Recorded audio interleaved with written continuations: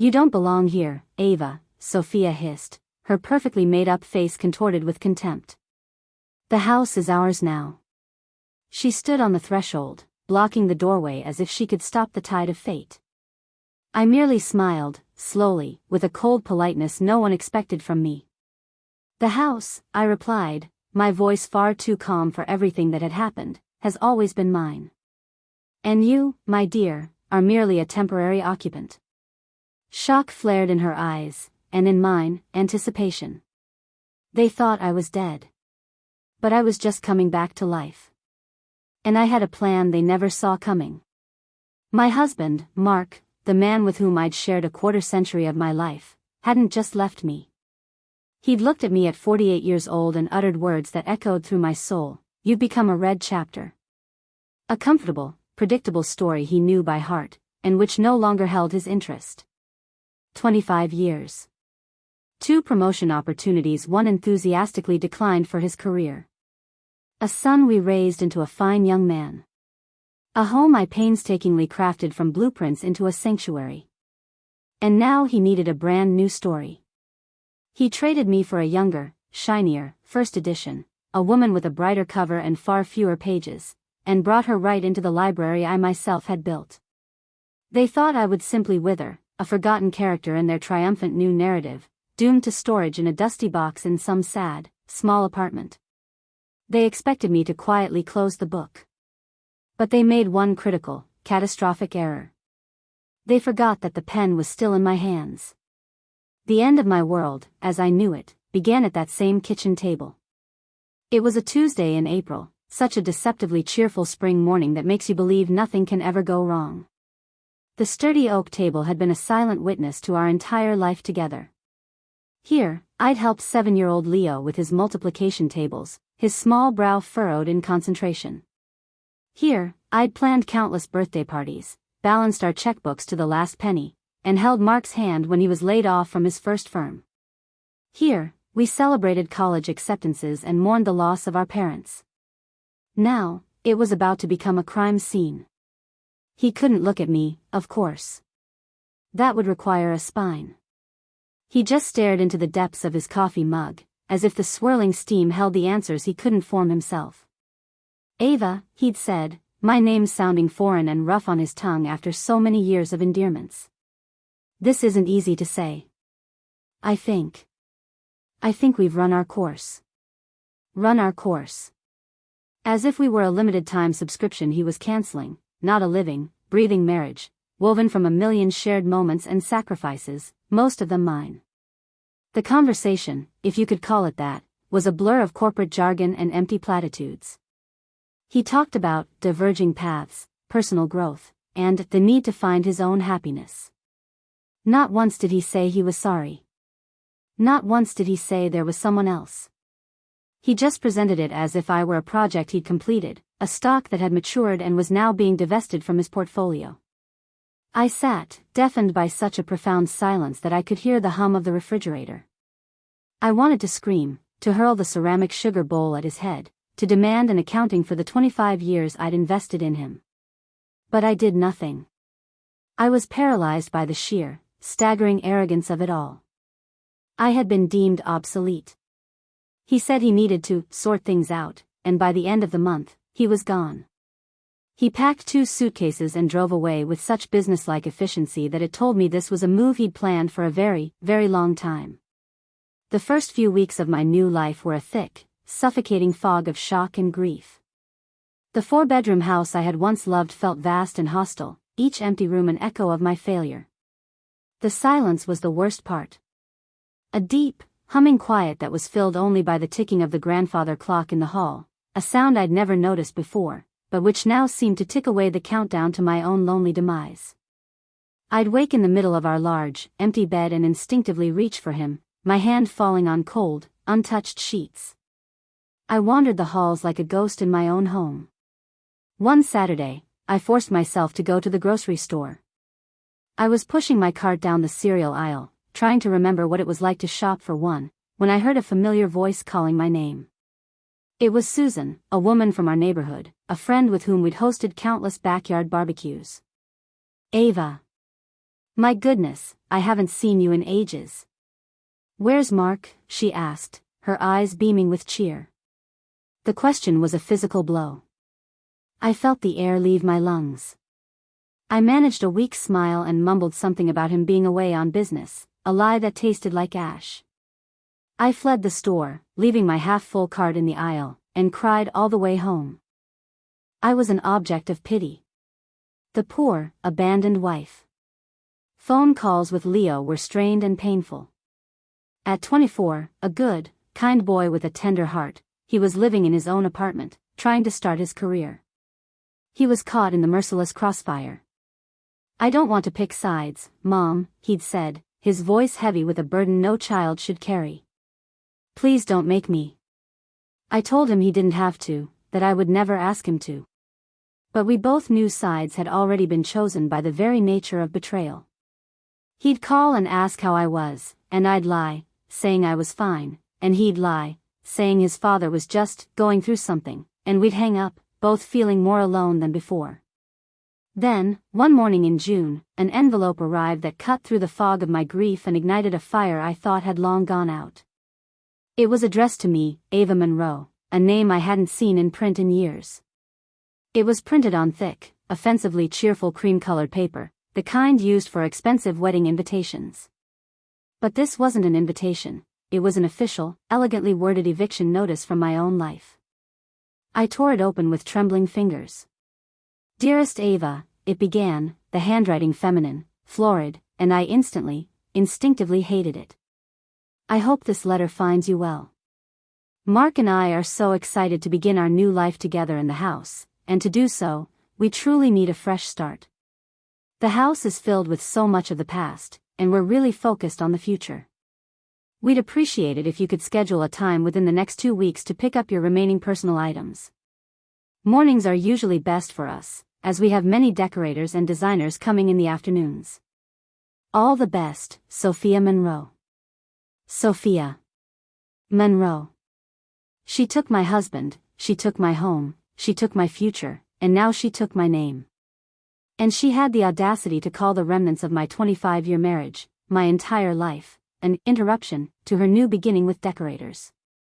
I sat at that kitchen table for a very long time, the offensive letter before me. My tea grew cold. The sun moved across the sky. I didn't move. My hands, which had trembled with shock, slowly steadied. The tremor didn't stop, it simply moved inward, transforming from sadness into a cold, clarifying rage I hadn't felt in years. They thought it was over. They thought this letter was the final nail in my coffin. They thought they held all the power. They were about to learn how wrong they were. Over the next week, I moved like an automaton, packing the life I'd built into cardboard boxes. I rented a small, soulless 2-bedroom apartment in a complex across town, a place with beige walls and a lingering scent of stale cigarette smoke. It was a physical manifestation of how I felt, diminished, faceless, and temporary. While sifting through 2 decades of accumulated memories, I stumbled upon a dusty accordion folder in the basement labeled, House, Closing Documents 2000. My first instinct was to throw it out. What was the point? But some nagging voice, some remnant of the meticulous bookkeeper I once was, compelled me to open it. Inside, beneath old mortgage statements and property tax receipts, was a thick, parchment-like document with an ornate heading. The original deed of trust. I idly skimmed it, my eyes blurry with weariness. And then I saw it. The names listed under grantors.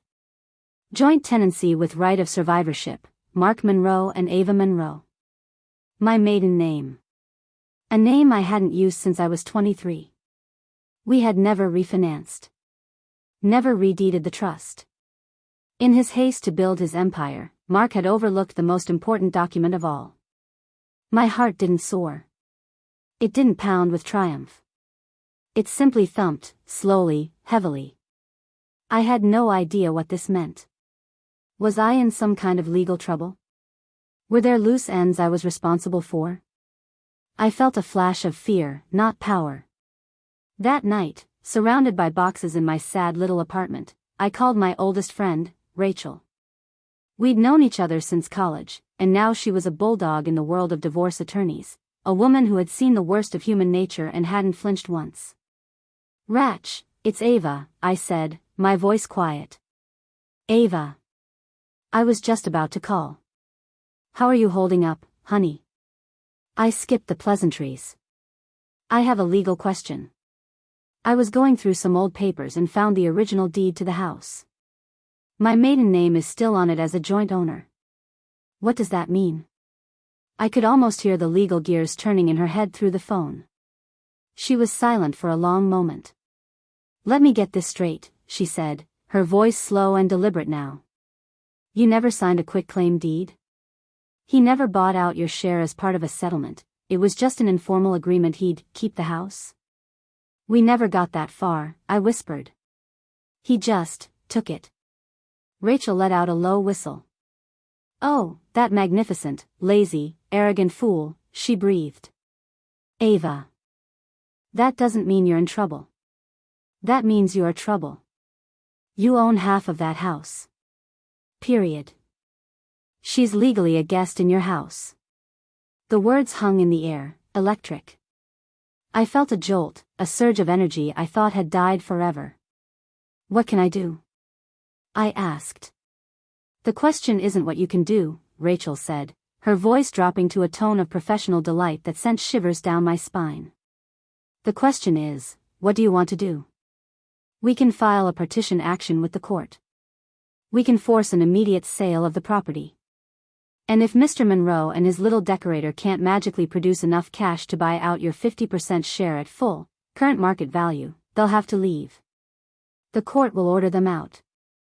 I looked around my beige apartment, the stacks of boxes that symbolized my shrunken life. I thought of Sophia's florid, arrogant handwriting. I thought of the word interruption. A slow, cold smile spread across my face. It felt unfamiliar, like I was stretching a muscle I hadn't used in decades. "Do it," I said. The next few weeks were a master class in legal strategy, orchestrated by Rachel. We met for lunch, which she insisted on calling strategic sessions. In a quiet corner of a downtown bistro, over salads and iced tea, she laid out the plan. "He'll attack you with emotion," she warned. "Guilt is his primary weapon. Your only response is silence. You don't talk to him. You don't talk to her. You direct them to me. You are a ghost. Your only voice is the paperwork we file."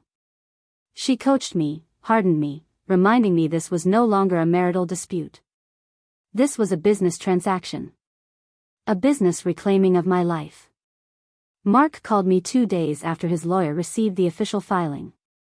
His voice was a cocktail of bluster, wounded pride, and feigned concern. "Ava, what is this? Are you trying to make me homeless? After everything? What's the point of making this so nasty and difficult?" I took a deep breath, pictured Rachel's face, and delivered the line she'd given me. "Mark, I am no longer discussing this with you. Please direct all future communications to my attorney, Rachel Pierce. Her number is on the letterhead." And I hung up. It was the hardest, most powerful thing I'd ever done. The official court petition was a clean, pristine, legally undeniable document. We didn't threaten, we acted. Sophia, predictably, responded with a lengthy, rambling email, a continuous lament of self-pity and condescension. She talked about me embarrassing myself, about having dignity and grace to let go. "This marriage was dead for years, Ava," she wrote. "You're just holding on to a ghost." I didn't reply. Instead, I forwarded the entire email to Rachel with a simple 2-word note: "Turn up the heat." One afternoon, I had to return to the house to retrieve important tax documents I'd kept in a filing cabinet in the home office. I didn't knock. I used the key Mark had forgotten I still possessed. I stepped into what was once my living room and felt like a stranger in a hostile country.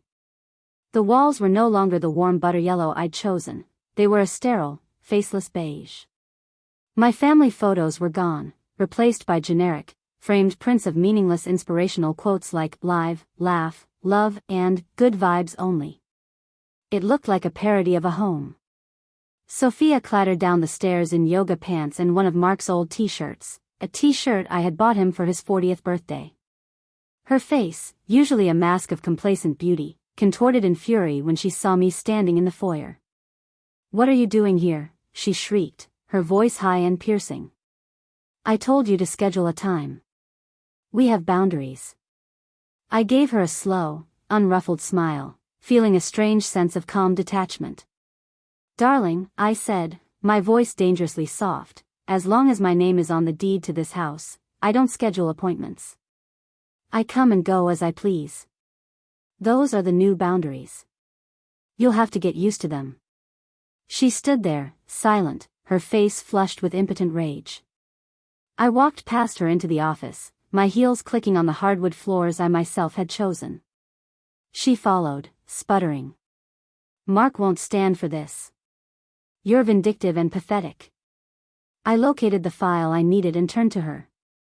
"He can stand for it, or he can be removed from the premises. That's his choice." As I walked out the front door, she hissed, "You're just jealous because he needed someone better, someone younger, someone who isn't used up." I paused on the porch and looked her directly in the eye, taking in her youth, her anger, her foolish self-assurance. "Better is a matter of opinion," I said. "Ownership is a matter of law. You should have hired a lawyer before you hired a moving van." That night, Rachel called. The court had accepted our petition. The judge had signed the order. The clock had officially started. They had 60 days to either produce hundreds of thousands of dollars to buy out my share, or vacate the property for a court-appointed realtor to sell. I knew they couldn't do it. My secret ally, Leo, had confirmed it. His loyalty had finally, painfully, shifted. A week prior, he'd come for dinner, his face pale with distress. "Mom," he'd said, "I saw Dad's credit card statements. He took them on a trip to Italy. Sophia bought a $2,000 handbag. There's no cash. They're living paycheck to paycheck on his commissions." He was my son, and I hated that he was in the middle of this, but his information was the final piece of the puzzle I needed. This information from Leo, a quiet, almost hesitant confession, had been the unexpected fuel to my fire. It meant their bluster was just that, bluster. They had no financial reserves, no secret stash to buy me out. They were sailing on an empty tank, powered by Mark's ego and Sophia's expensive tastes. It also confirmed my deepest fear: my son was being drawn into their web of financial instability, a byproduct of his father's recklessness. This wasn't just about reclaiming my dignity, it was about protecting Leo from the impending collateral damage. My resolve solidified, turning from cold anger into a quiet, unwavering determination. This was no longer just about Mark and Sophia, it was about securing a future for my granddaughter. My thoughts drifted back to a time, many years ago, when Mark had tried to convince me to invest my modest inheritance in a sure-thing business venture of his. I had instinctively resisted, something in his overly enthusiastic pitch setting off alarm bells. My caution, which he had then dismissed as old-fashioned timidity, had saved us from financial ruin then. It seemed some lessons were never learned. The "for sale by owner" sign that appeared on the front lawn a week later was a desperate, almost pathetic attempt to regain some control. It was handwritten, tacky, a stark contrast to the manicured perfection Sophia tried to project. They were trying to sell the house themselves, to avoid realtor fees, to control the narrative. But karma, I was finding, has a way of balancing the books. The calls started, first from him, then from her. They were desperate, pleading, angry, and finally, tearful.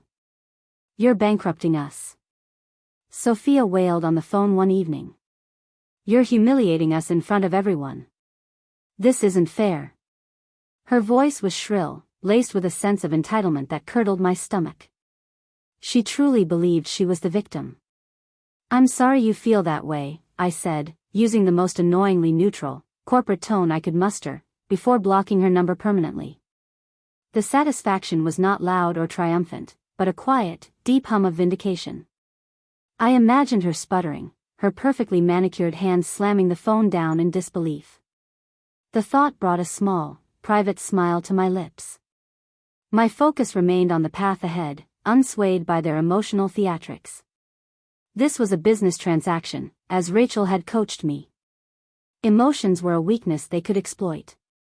They couldn't sell it themselves. The handwritten sign, a symbol of their amateur efforts, eventually sagged and tore in a rainstorm.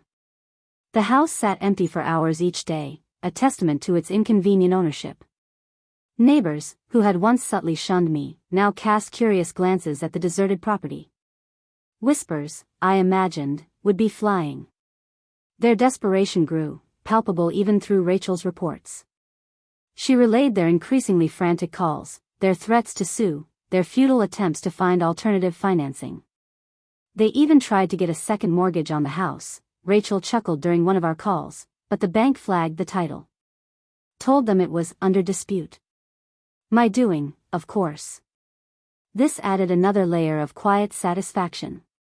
Every avenue they explored led back to my calculated moves. It was like watching a meticulously crafted domino effect, each piece falling precisely as intended. Rachel's network of legal contacts proved invaluable, a silent army working behind the scenes. Finally, as the 60-day deadline loomed, they had to hire a realtor, one Rachel recommended to them through her network. This wasn't a favor, it was a strategically placed mole. Our agent, a sharp-eyed woman named Brenda, was discreet and efficient. She provided Rachel with immediate updates on every showing, every potential offer, every panicked phone call from Mark or Sophia. The price was set at fair market value, no lowball offers would be entertained, no quiet sale to a sympathetic friend. This would be done by the book, and the book was now being written by me. Brenda also confirmed a rumor Rachel had heard. Sophia had been telling their friends that I was suffering from early-onset dementia, and that my actions were the confused ramblings of a sad, lonely old woman. The sheer audacity of it left me cold, but also more determined. Let them spin their pathetic narratives. The truth would speak for itself, louder than any whisper campaign. The property, once a symbol of my life with Mark, was now a mere pawn on a chessboard. An offer came in during the 5th week of the 60-day window. Full asking price, no contingencies, from a young doctor and his wife who were expecting their first child. Rachel said they were a lovely couple, genuinely excited about the house, planning to raise their family there. This was a detail that, surprisingly, brought me a strange sense of peace. The house would have a new life, a new family, untainted by the bitterness that had consumed its recent past. It would echo with children's laughter, not whispered lies. I told Rachel to accept it immediately. Closing was scheduled for 2 weeks later, an almost impossibly quick turnaround. Mark left me one last, rambling, pathetic voicemail. Ava, please. Are you really going to let strangers come into our home and erase everything we built? He pleaded, his voice cracking, the bluster replaced by naked desperation. You built this too. Don't you care about anything? I deleted the message without a thought. Our home. He'd erased it himself months earlier, at the kitchen table, over a cup of coffee. All I was doing was cleaning up the mess and reclaiming what was mine. I was merely holding up a mirror to the destruction he had wrought, allowing him to see his own reflection.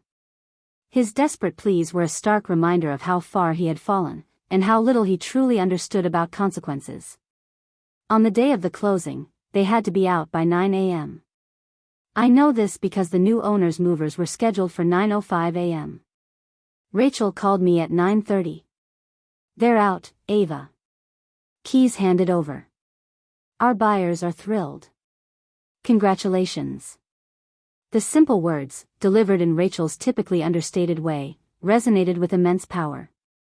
I imagined the scene, Mark and Sophia, 2 figures diminished by their own arrogance, carrying their last few boxes to a cramped rental car, while a smiling, hopeful young couple watched their new furniture being unloaded. The stark contrast must have been agonizing for them. When they handed over the keys, Mark and Sophia were no longer homeowners. They were just 2 people who'd made a very, very bad gamble. The silence from Mark and Sophia's end was now complete. No more calls, no more texts. The well had run dry, and with it, their ability to harass. This was not just a legal victory, it was a profound emotional liberation. The house, once a source of bitter memories, was now a clean slate, for both me and its new occupants. He showed up at my new apartment, a small, but peaceful rental with a flower-filled balcony, a week later. It was a Tuesday, late afternoon. The light on the balcony was golden, casting long shadows across my potted herbs. I was in the middle of repotting a small basil plant, my hands covered in soil, a grounding sensation. The doorbell chimed, a polite, almost hesitant sound. I paused, wiping my hands on a towel, a flicker of curiosity rising within me. No one knew this address except Rachel and Leo. When I opened the door, Mark stood there, looking utterly out of place. He looked smaller, shrunken, as if the weight of his actions had physically compressed him. The expensive suit hung on his frame, wrinkled and stained, a stark testament to the decline of his carefully curated image. His face was etched with sleepless lines, stubble darkened his jaw, and a faint scent of stale cigarette smoke clinging to his clothes. He hadn't bothered to shave, and his hair was disheveled. The man who had always been meticulously groomed, who took pride in his polished appearance, was a shadow of his former self. He looked, quite frankly, pathetic. "Ava," he began, his voice hoarse, I came to ask if you could help us with the security deposit for our new apartment." The words were a rush of deep humiliation, barely audible. He couldn't even meet my gaze, focusing instead on a crack in the pavement on the small patio. He seemed to be counting the individual grains of sand in the concrete, anywhere but my eyes. He shifted his weight, his hands clenching and unclenching at his sides. I noticed a slight tremor in them. The once powerful, self-assured Mark Monroe was crumbling before my eyes. "Ava," he repeated, his voice a little stronger now, desperation overriding the humiliation. "Please, can you help? We lost everything. Sophia is devastated. Her parents, they won't even speak to her. My job, my clients, it's all gone. We're living in a tiny, one-bedroom place, Mark. It's barely bigger than this balcony. We have no savings, no furniture. We have nothing. I don't know what to do." His eyes, once so full of a calculated charm, were now wide with genuine fear, a fear that mirrored my own from months ago when I had first realized the extent of his betrayal. He extended a trembling hand, as if reaching for an anchor. "Please, Ava. For old time's sake. Just this one last thing." I just stared at him, my expression unreadable. I let the silence hang in the air, a heavy, suffocating blanket. The only sound was the gentle rustle of the bougainvillea on my balcony, a stark contrast to the storm brewing in my living room. I deliberately took a step back, widening the gap between us, my body language a silent wall. "I'm sorry." I finally managed, my voice level, not a hint of triumph, but an unshakable calm that unnerved him more than any shouting ever could. I know how this sounds," he stammered, running a hand through his thinning hair, his eyes darting around the small, unfamiliar space, desperate for an escape route. "But we're short. We never thought you'd go this far. Sophia, she's hysterical. Her parents cut her off completely. My commissions, they just stopped coming in. The company is having restructuring issues. My clients, they're all asking why I sold the house so quickly. My reputation is in tatters, Ava. Completely ruined." He finally met my eyes, his gaze pleading, a desperate, almost animalistic appeal. "You never fought back before." "Never. I thought you were too tired. Too gentle." He was right about one thing. I was tired. For years, I had been bone-weary. Tired of being invisible, tired of being the anchor, tired of being the comfortable chapter he could simply close when he got bored. Tired of swallowing every slight, every dismissal, every casual disregard for my worth. Tired of putting his needs, his desires, his fragile ego before my own. But weary isn't defeated. Weary isn't dead.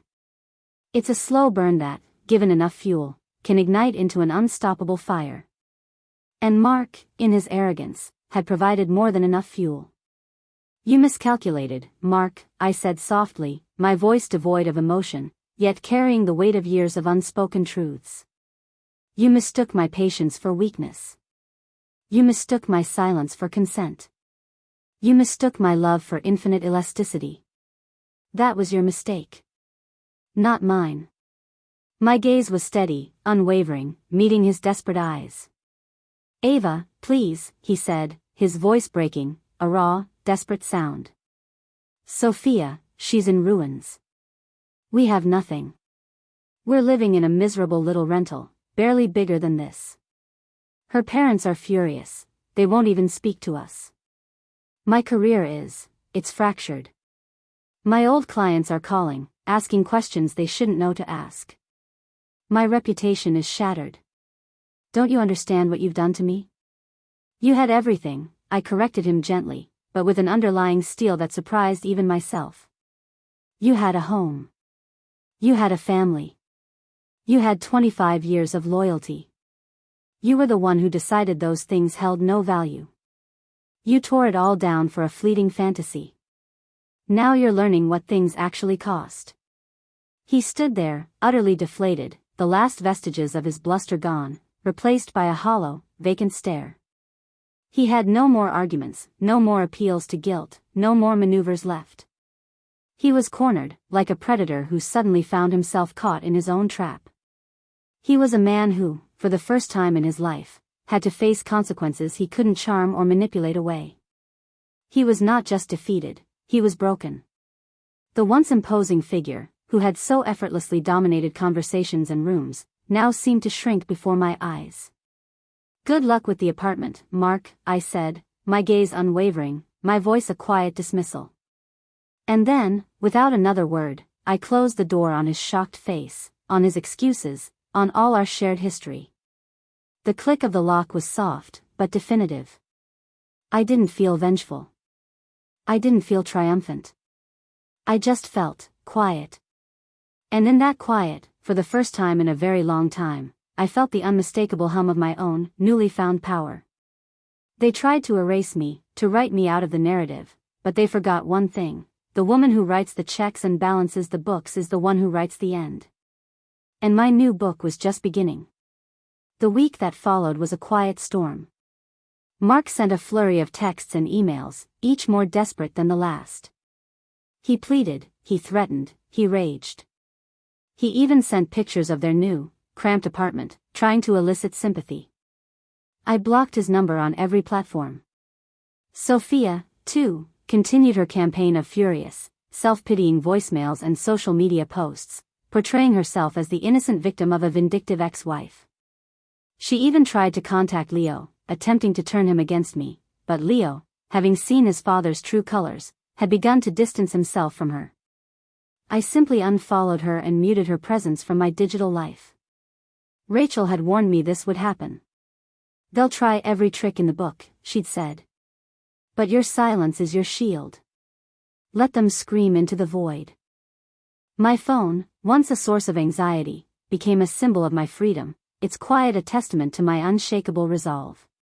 My mornings now began with a cup of fresh tea on my small balcony, listening to the city slowly wake up. The scent of blooming jasmine from a neighbor's window drifted on the breeze. I spent my days exploring my new neighborhood, the charming independent bookstores, the bustling farmers market, the local art galleries. I even signed up for a pottery class, something I'd always dreamed of doing but never had time for. My hands, once calloused from years of laundry work, now found a new joy in shaping clay. Each piece I created felt like a small act of defiance, a tangible representation of my newfound freedom. I found myself humming old tunes I hadn't thought of in decades, a lightness in my step I hadn't felt since before Mark's pronouncement. I was not just living, I was flourishing. Leo visited me on a Sunday afternoon, his face etched with a weariness that went beyond his years. He looked thinner, his shoulders slumped. He brought me a small bouquet of wildflowers, a gesture that twisted my heart with both affection and residual pain. He sat across from me at my small kitchen table, the very table where I now worked on my pottery, his gaze fixed on a half-formed clay bowl. Dad's not doing well, Mom, he confessed, his voice barely above a whisper. Sophia left him. Her parents took her back to their estate in Florida. They're furious about everything. They even threatened legal action against him, claiming he misrepresented his finances during their courtship. He avoided my gaze, picking at a loose thread on his jeans, a familiar nervous habit. He lost his job, too. The company restructured. And after, the house, his reputation, it's gone. Completely. He finally looked at me, his eyes filled with a raw pain I rarely saw. He's living in a tiny studio apartment downtown. He's alone. I listened, silently pouring him a glass of iced tea, the clinking of the ice cubes the only sound in the small apartment. I felt no triumph, no desire to gloat. Just a profound sadness for the wreckage he had made of his own life. He's blaming you, Mom. For everything. He said you ruined his life out of revenge. I finally met his eyes, my gaze steady. He made his own choices, Leo. Every one of them. I simply chose to reclaim what was mine. And to protect you.